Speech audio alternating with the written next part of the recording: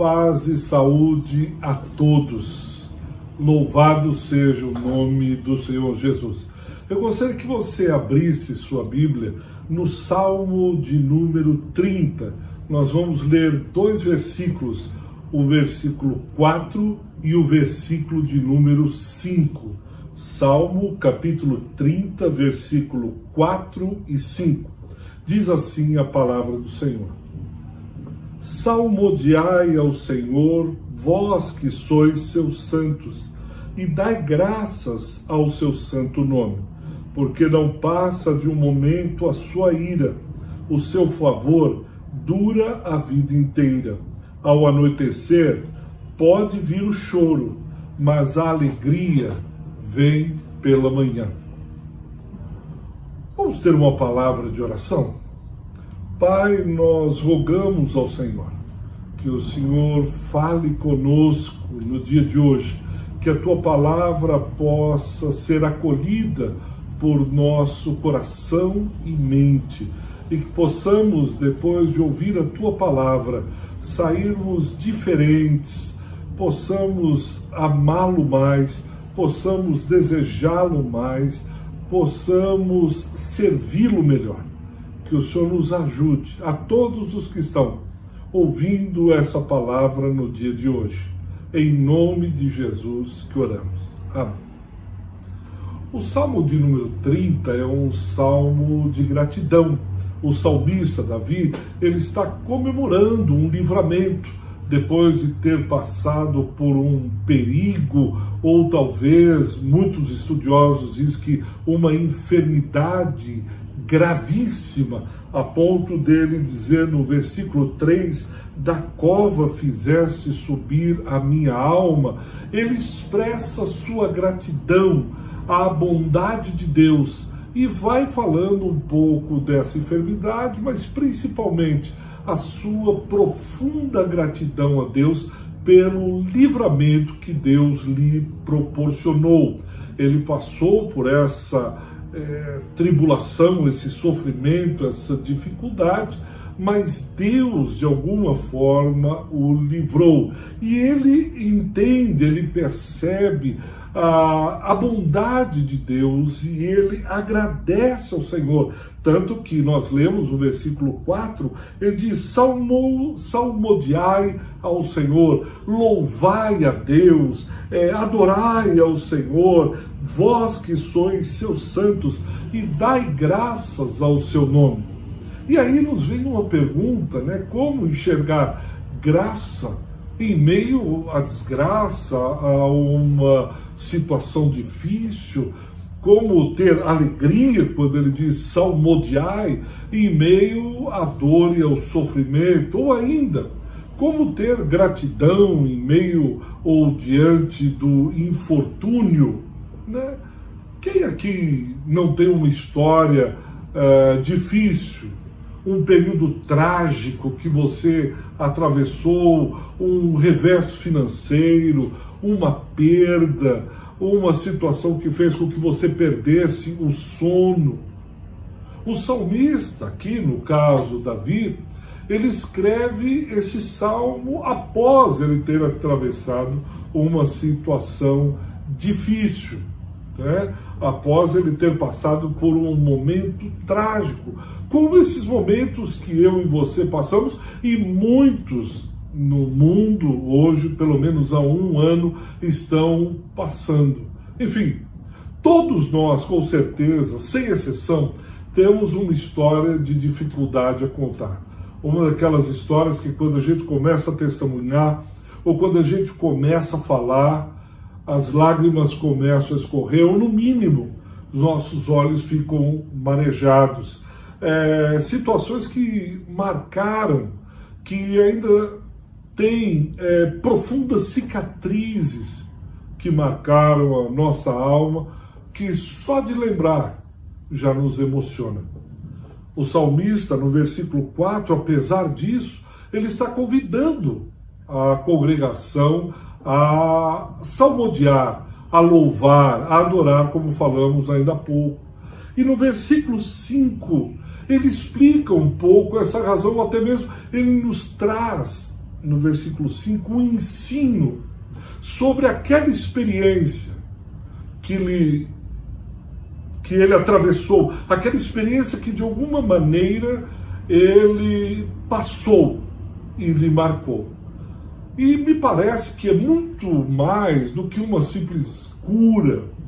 E eu gostaria de alargar um pouco mais essa compreensão, porque no versículo 5 Davi faz isso. E ele começa o versículo 5 dizendo: porque não passa de um momento a sua ira. O seu favor dura a vida inteira. A bondade de Deus é eterna. E a ira é um breve momento. Eu gosto muito da versão mensagem, principalmente do versículo 5. A versão mensagem diz assim: ele se ira de vez em quando, mas na sua história há somente amor. As noites em que seus olhos choram abrem caminhos para dias de risada. Bonita, né? Essa tradução da mensagem. A Bíblia Viva diz assim: porque quando ele se zanga conosco, isso passa num instante. Mas o seu interesse e cuidado por nós duram a vida inteira. Podemos passar por momentos difíceis, de grande tristeza, mas ele logo nos devolve a alegria. Passamos rapidamente por esse momento, mas quando percebemos, ele nos devolve a alegria. E esse versículo 5, né, como nós conhecemos, o choro pode durar uma noite, mas a alegria vem pela manhã. Ele é muito utilizado. Quantas vezes eu já ouvi: o choro dura uma noite.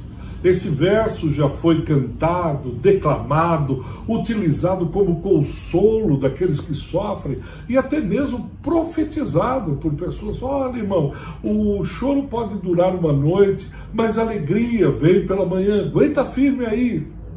E parece que o salmista fala porque ele vivenciou isso de uma maneira intensa. Ele não fala porque ele leu, ele fala porque ele viveu esse momento que chega a dizer que parecia uma cova, um túmulo. Parece que ele estava entrando no cemitério. E eu gostaria de refletir um pouco com os irmãos sobre isso no contexto do próprio Salmo de número 30, propor um entendimento um pouco mais amplo do que nós costumamos dizer e repetir no dia a dia. E uma das coisas que nós temos que pensar e refletir um pouco é sobre a duração do choro, a duração desse período de dificuldade.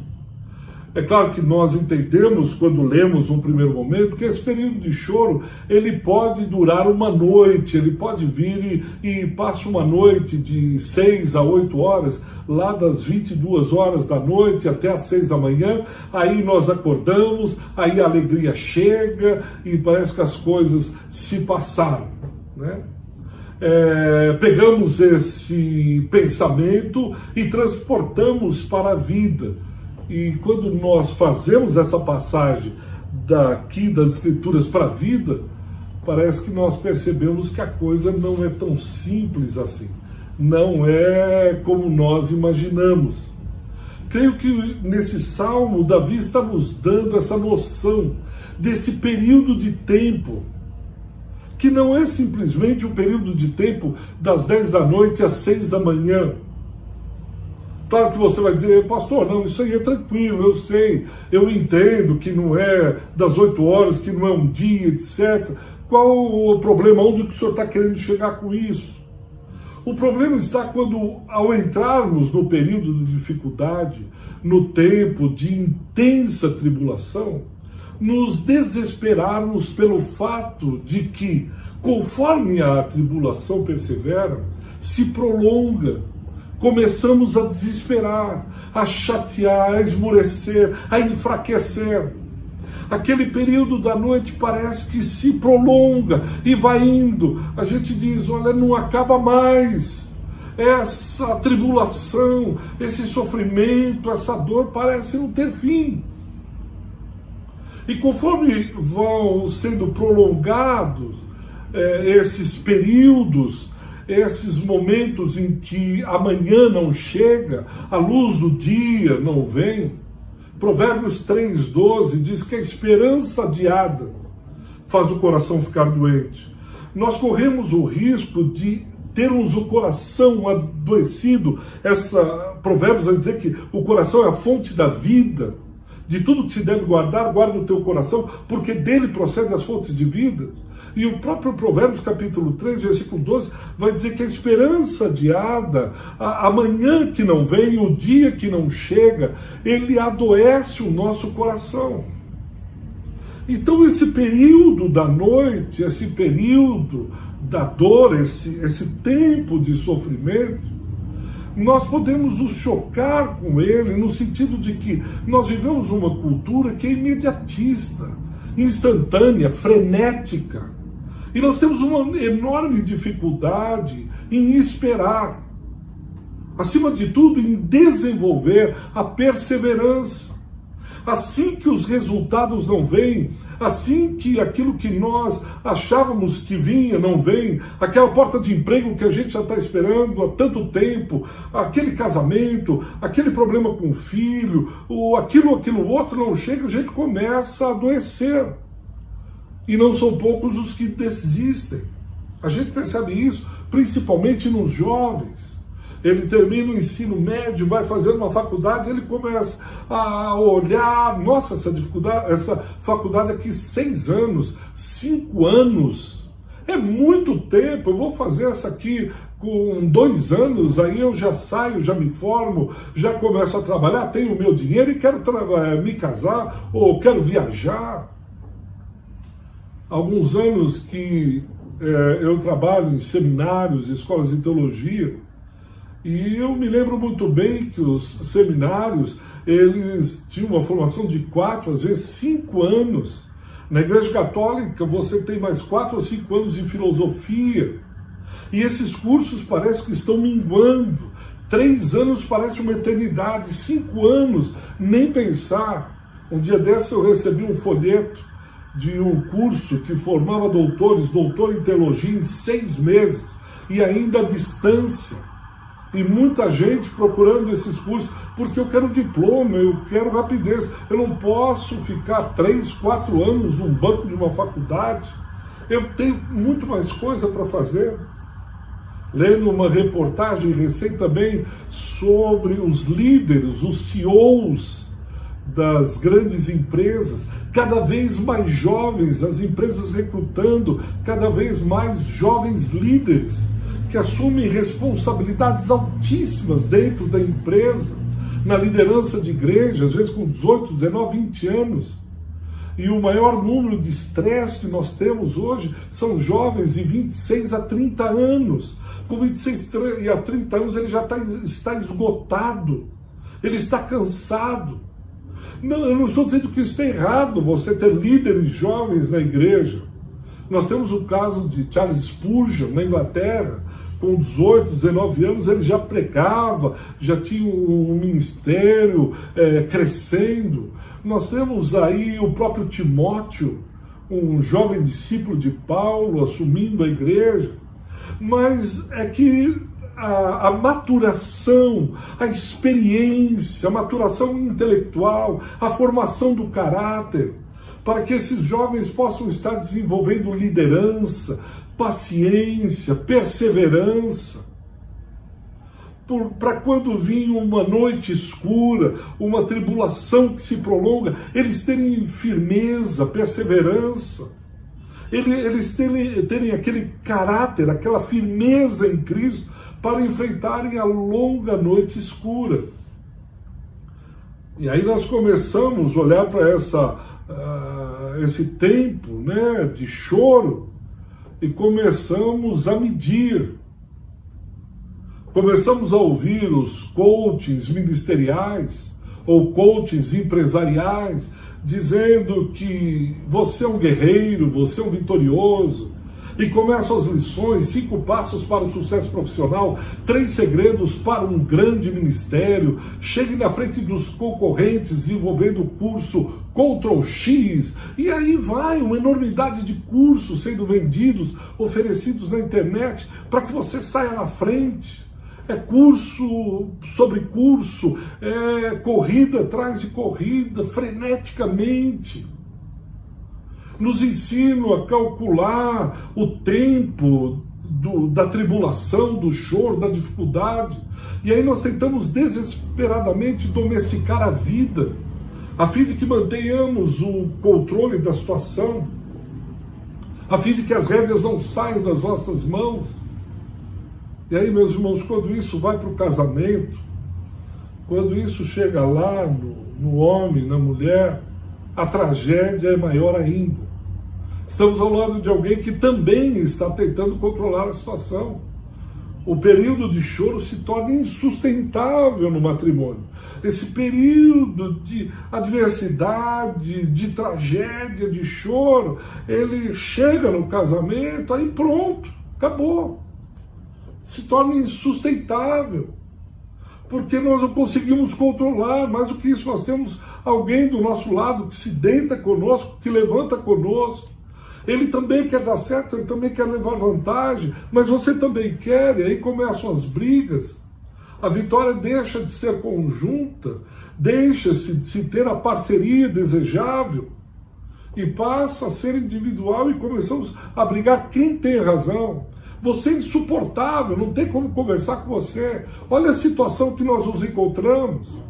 Ah, você que nos colocou nessa situação. Olha, você, não, eu hoje choro por você. E aí, e uma das coisas que nós buscamos é o alívio imediato para a dor. Não só temos essa correria frenética, esse apressamento, querendo minimizar o tempo do choro, o tempo da dor. Nós começamos a buscar alívio para essa dor. Não é à toa que a indústria farmacêutica cresce e enriquece vertiginosamente, porque nós queremos alívio imediato para a dor, nós não suportamos a dor. Por exemplo, a venda de bebidas alcoólicas. Essa semana saiu a lista da Forbes, e entre os mais ricos, o mais rico, ele está na indústria da bebida, vendedor de cerveja, o homem mais rico do Brasil. Vocês imaginam? Por quê? Porque eu não quero, eu vou para a bebida para esquecer a dor. Eu quero beber para esquecer aquilo que aconteceu comigo, eu não quero sentir isso. É pesado, eu estou sofrendo. Teve uma live da rainha da sofrência, aquelas músicas que caem toneladas, litros de água. Foi a maior live de todos os tempos, o maior número de seguidores de todos os tempos. Ela sentada numa poltrona e cantando essa música de sofrimento e tal, e bebe, e bebe. O entretenimento, não só bebida, não só remédios, mas o entretenimento rende bilhões e bilhões de dólares. Pois as pessoas estão desesperadamente buscando coisas que façam com que essa noite não seja percebida. Eu não quero sentir essa dor, eu vou viajar, vou assistir série da Netflix, vou fazer qualquer coisa, vou para o meu joguinho, vou para o meu celular, vou fazer isso ou fazer aquilo, porque eu não quero essa melancolia, eu não quero esse desespero. Perceba uma coisa nisso tudo que eu estou falando. Por mais que nós tentemos minimizar a dor, o sofrimento, por mais que nós tentemos encurtar esse longo período da noite, nós não temos capacidade de controlar nem de medir. A noite vai perdurar. Quanto tempo? Pastor, só um momentinho, que o senhor está me desesperando aqui. Quanto tempo vai durar essa noite? Quanto tempo esse sofrimento? Olha, irmão, essa medida de tempo, por exemplo, Israel ficou 400 anos. Essa longa noite de Israel foram 400 anos escravizados no Egito. 400 anos de uma longa noite de escravidão e cargas pesadas. Moisés, 40 anos confinado no deserto. Você já imaginou? Pastoreando as ovelhas do seu sogro Jetro. Israel, por 70 anos, o cativeiro babilônico, chorando e desejando voltar a Sião. Nosso Senhor Jesus, 40 dias no deserto. Quanto tempo dura uma noite? Quantas horas, dias, anos, minutos? Não sabemos. Se você tiver a sua Bíblia, Eclesiastes, capítulo 7, versículo 14. Eclesiastes 7, 14. Vamos ler? No dia da prosperidade, goza do bem, mas no dia da adversidade, considera em que Deus fez tanto esse como aquele, para que o homem nada descubra do que há de vir depois dele. Me permitam repetir de novo esse versículo 14. No dia da prosperidade, no dia da alegria, goza do bem, mas no dia da adversidade, considera em que Deus fez tanto esse dia bom como aquele mau, para que o homem nada descubra do que há de vir depois dele. Interessante, né? Quanto tempo vai ser esse dia? Quando ele vem, como vai ser? Não, Deus fez tanto um quanto o outro, a fim de que o homem nada descubra acerca desse dia. Novamente, a Bíblia Mensagem, ela diz assim: o dia bom é um convite para a comemoração. O dia ruim é um chamado à reflexão. Os dois, tanto o dia bom quanto o dia mau, têm de Deus o seu lugar devido.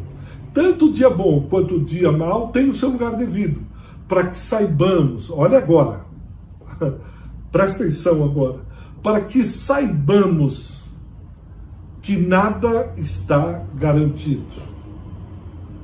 Não sabemos o tempo de duração da noite. A única certeza que nós temos é que esse tempo vai chegar. Para muitos já chegou, em março do ano passado. Para outros tanto, vai chegar e um dia ele chega. Pastor, de onde o senhor tira tanta certeza? Olhe lá, Paulo escrevendo à igreja de Éfeso, capítulo 6, versículo 13. Efésios, capítulo 6, versículo 13. Ele diz assim: por esse motivo, vesti toda a armadura de Deus, a fim de que possais resistir no dia mau. Vocês se revistam de toda a armadura, a fim de que vocês possam resistir quando a noite chegar. Ela vai chegar. E havendo batalhado até o final, perseverado até o fim, enfrentando o sofrimento por tantos dias, tantos meses, tantos anos, permaneceis inabaláveis, sem retroceder. Permaneceis inabaláveis, sem retroceder. Resistam a esse dia. Aí você pode me perguntar: pastor, e o que vai fazer então? Esse dia, a noite vem e a gente não sabe o tempo e nós temos que nos prepararmos porque ele vem. E aí, uma vez que eu não posso saber nem quando ele chega, nem quanto tempo ele dura, o que eu faço? Bom, a primeira coisa, além de sabermos que não sabemos nem a duração, nem quando vem a noite, somente que vem, é resistirmos à tentação de uma fuga apressada da noite. Presta atenção nisso.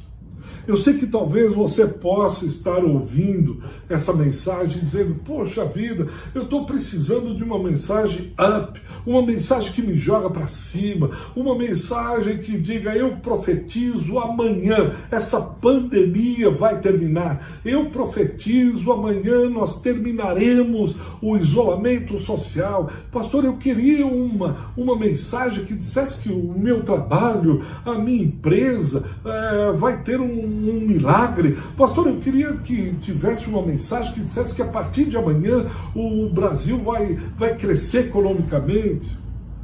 Posso confessar uma coisa para você? Eu também gostaria. Como eu gostaria.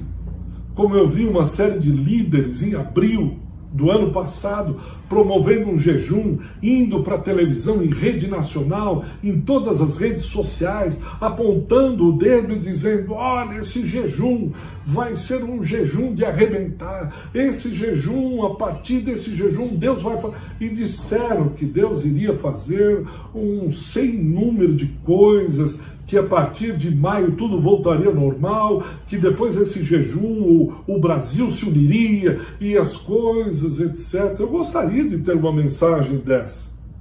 Eu sou tentado também a isso, a fugir dessa calamidade, a fugir disso e dizer: não, amanhã vai ser melhor, não, o choro vai durar até hoje, meia-noite, a partir de amanhã, segunda-feira, tudo vai ser diferente.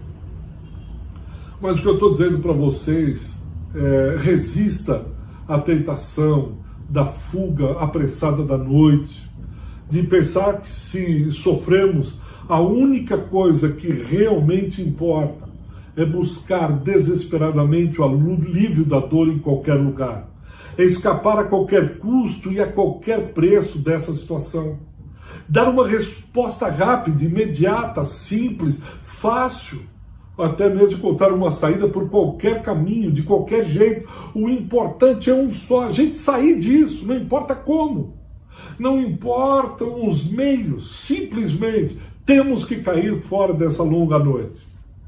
Abraão, o pai da fé, também pensou assim. Ele desce ao Egito, tempo de dificuldade, é fome, ele olha para Sara e diz: Sara, só tem um jeito da gente escapar, vamos para o Egito. Lá você fala que você é minha irmã, caso contrário eles vão me matar para ficar com você. Arranja uma história, conte uma meia mentira, faz um jeito, dá uma de brasileiro ali e se safe. Vamos sair disso rapidinho. Meu irmão, minha irmã, pelo amor de Deus, nós precisamos resistir a essa tentação. Você é capaz de imaginar Jesus antecipando sua saída do deserto, ao invés de 40 dias, ficar apenas 20? E dizendo: pai, eu estou cansado, pressa, estressado, com fome, não aguento mais, esse Satanás não vem, chega, 20 dias está bom. Eu gosto muito de uma frase de Henry Nouwen, quando ele diz: quando aprendemos a mover-nos através do sofrimento, em lugar de tentar evitá-lo, vamos aceitá-lo de modo diferente. Quando nós aprendemos a olharmos o mover de Deus através do sofrimento, ao invés de tentarmos fugir, arrumarmos saídas de emergência, nós vamos olhar para o sofrimento de uma maneira diferente. É isso que Nouwen está dizendo. Nós temos que permitir que o sofrimento nos ensine. Começamos a perceber o Deus se movimentando no meio disso. O sofrimento deixa de ser maldição, aborrecimento, um fantasma do qual nós temos que fugir imediatamente. E ele se torna um caminho para a realização mais profunda. O lamento, quando o salmista aqui está lamentando, versículo 2, ele clama por socorro. O próprio Erinu, ele vai definir o que é lamento. Ele diz: lamentar significa enfrentar aquilo que nos fere, na presença daquele que pode nos curar. Me permita repetir isso de novo. Lamentar, pedir esse socorro, no versículo 2, é enfrentar aquilo que nos fere, na presença daquele que pode nos curar. Lamentar é ir diante daquele que pode aliviar a nossa dor, daquele que pode nos curar. daquele que quando formos em direção a Ele, parece que tudo faz sentido. Nós percebemos que a nossa vida, nossa pequena vida, ela participa de algo muito maior. Não se esqueça disso. Nós vamos entender isso no sofrimento. Não é só minha dor, não é só o meu sofrimento, não é só minha tragédia. Eu faço parte de uma história muito maior que está sendo escrita por Deus durante toda a eternidade. É como um mosaico que, quando todas as peças se encaixarem, ele forma uma figura linda.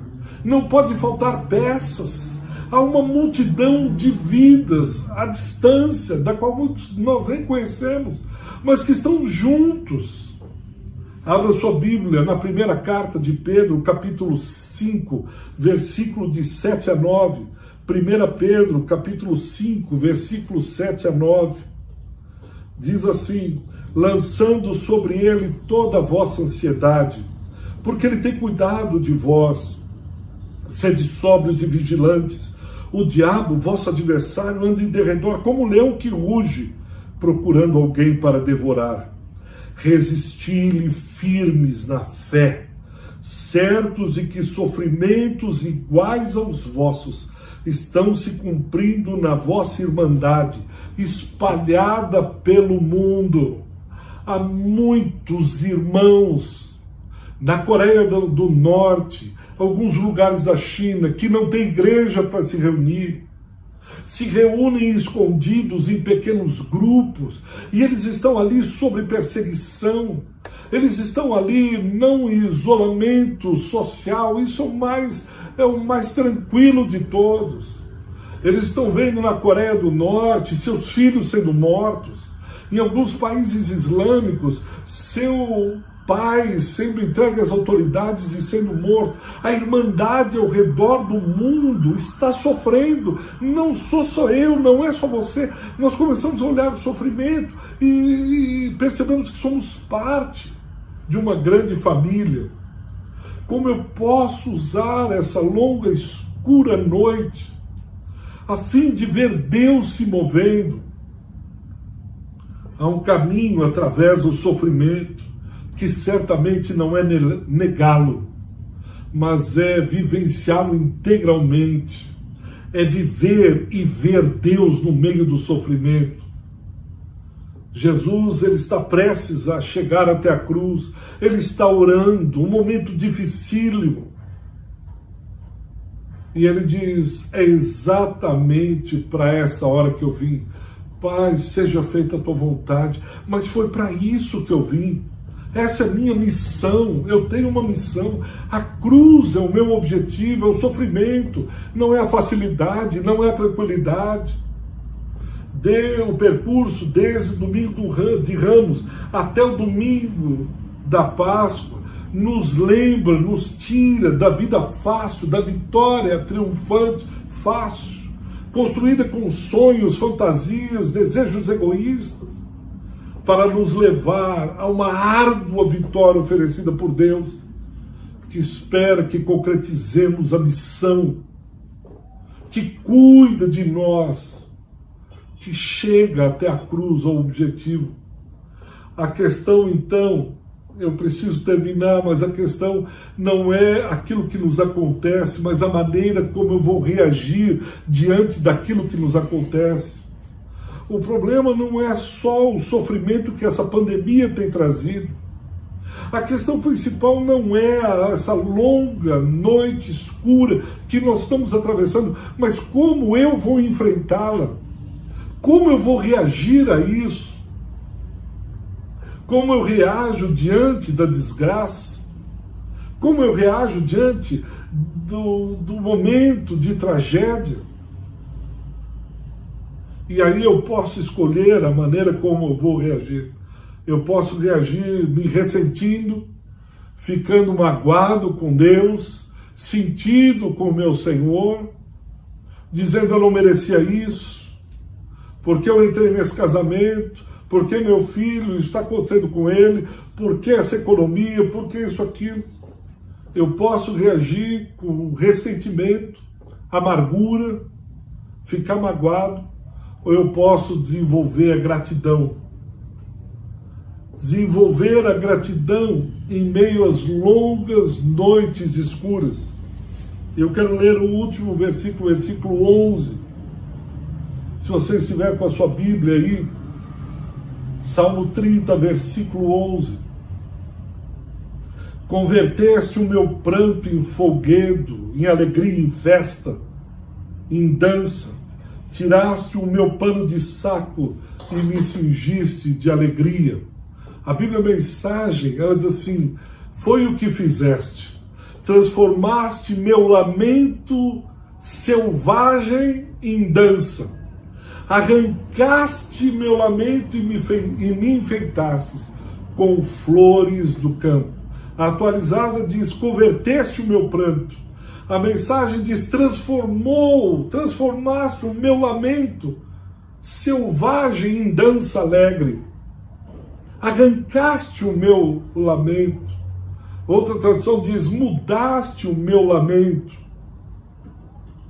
Somente Deus pode nos ensinar a termos o coração cheio de gratidão. É um processo, é um caminho, é uma disciplina a ser buscada a gratidão. É no interior do sofrimento que Ele nos transforma, que Ele nos converte, que Ele nos muda, que Ele nos toma pela mão, fazendo-nos ficar de pé e nos convidando a dançar. E nós poderemos dizer: converteste, transformaste, mudaste o meu choro, o meu pranto em alegria, em celebração, em folguedo. Tiraste o pano de saco de cinzas e me cingiste de alegria. É gente que passa pelo sofrimento e tira proveito daí.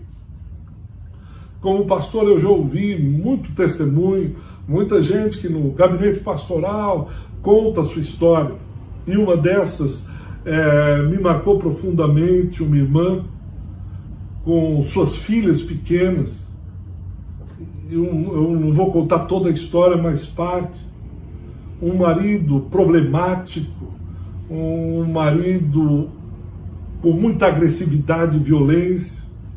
E ela com as suas filhas, ela disse: eu trabalhava num bar e eu colocava as minhas filhas debaixo do balcão, e aqueles homens bêbados, palavrões, eu com muito medo, eu tinha medo quando eu trabalhava, eu tinha medo quando eu chegava em casa do meu marido. Aquilo me dava um terror, um pânico, voltar e saber que meu marido estava lá, ouvindo as minhas filhas e pensando no que seria o futuro, etc. Como vai ser? Mas lá no meio do caminho, ela se converte, ela entendeu o plano de salvação de Jesus, e hoje ela é uma mulher de Deus que serve e que vem uma alegria. Quando ela nos encontra, ela abraça, os seus olhos lacrimejam. Ela cuida da mãe, ela cuida das filhas, ela socorre um, ela socorre o outro, trabalha e faz isso e faz aquilo. E você vê alegria, gratidão, mas como? Pelo amor de Deus, tudo que você passou, a vida não lhe sorriu, as coisas não lhe foram fáceis, mas ela aprendeu no meio do sofrimento extrair a gratidão no coração, por Deus tê-la conduzido até os dias de hoje. O que é que você entende quando você olha para a cruz? O que é que você vê quando vê a cruz? Alguns olham e dizem: é um lugar de injustiça, é um lugar de maldição. A cruz é um lugar de sofrimento e desgraça.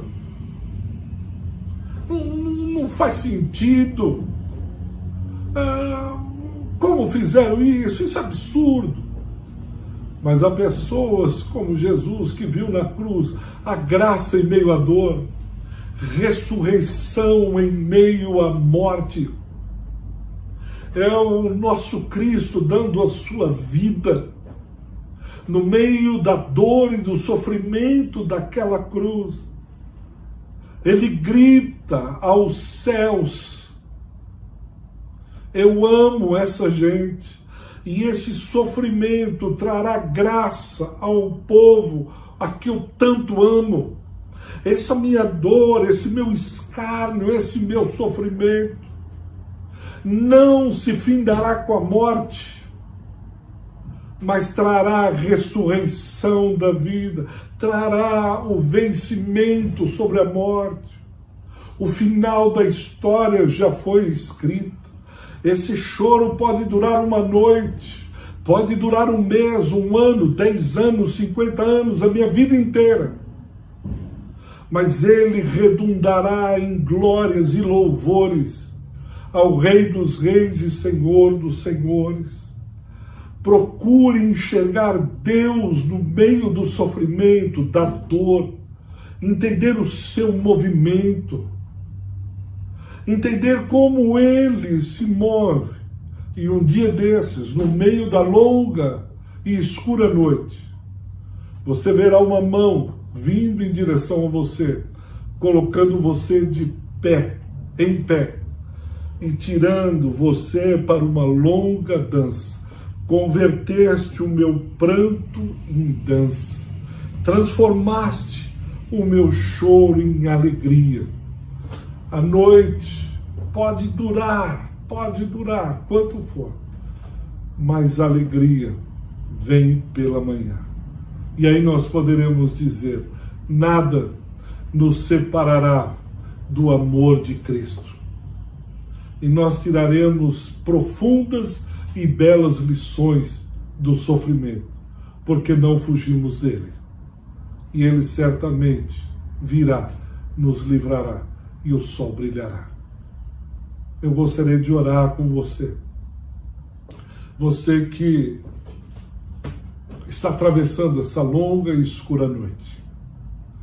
Eu não vou pedir que Deus lhe dê pés ligeiros para fugir desse lugar, mas lhe dê graça, discernimento, entendimento do Deus que se move em meio ao sofrimento.